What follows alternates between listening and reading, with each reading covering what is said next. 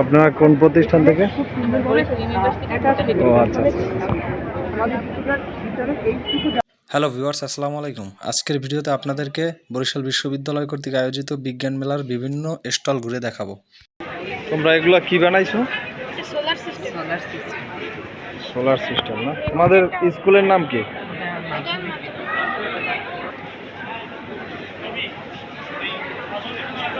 আপনাদের প্রতিষ্ঠানের নাম কি? আচ্ছা, আপনারা এগুলো কি তৈরি করলেন? বিদ্যালয় নাকি? আচ্ছা আচ্ছা। এই পাইপের মাধ্যমে চেম্বারে প্রবেশ করার ফলে চেম্বারে রয়েছে 2 স্তর বিশিষ্ট একটি প্রোটোকল, যেখানে চুল এবং পানি রয়েছে। কার্বনগুলো চুলোতে লেগে পানিতে পতিত হবে, যার ফলে পরিশুদ্ধ।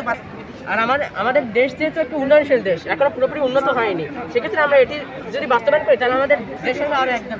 তো ভাই এটা কি বানাইছেন? এটা কি বানাইছেন মূলত?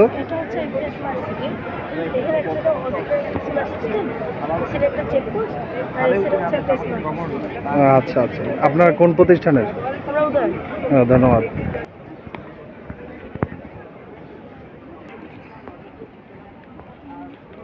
কোন প্রতিষ্ঠান থেকে আসছেন?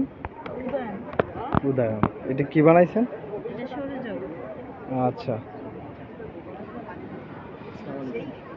আসসালাম ভাইয়া, আপনারা কোন প্রতিষ্ঠান থেকে? আমরা বরিশাল বিশ্ববিদ্যালয় থেকে, উদ্ভিদ বিজ্ঞান বিভাগ থেকে। আমি 4th ইয়ারে আর হচ্ছে 2nd ইয়ার। এইটা কি বানাইছেন? আমাদের এটা হচ্ছে সোলার সিস্টেমের বিকল্প। আমরা হচ্ছে অ্যালগাল বেস সাস্টেনেবল সলিউশন নিয়ে কাজ করতেছি। অর্থাৎ আমাদের অ্যালগি থেকে আমরা কতটুকু বিদ্যুৎ প্রডিউস করতে পারি সেটার উপর আমাদের প্রজেক্টটা ছিল। ধন্যবাদ ভাই। প্রত্যেকটা ফ্যাক্টর কাজ করবো যেন ভবিষ্যতের জন্য উন্নত হয়। হ্যাঁ, ভবিষ্যৎ আরো যেন উন্নততর হয়। কঠিন আসতেছে একটা বাস্তবতা।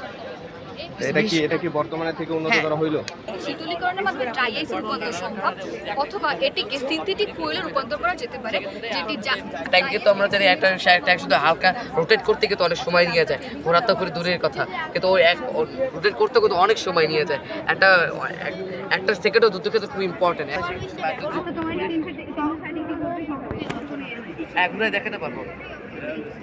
মিসবা মোবাইল, এই মিসবা মোবাইল।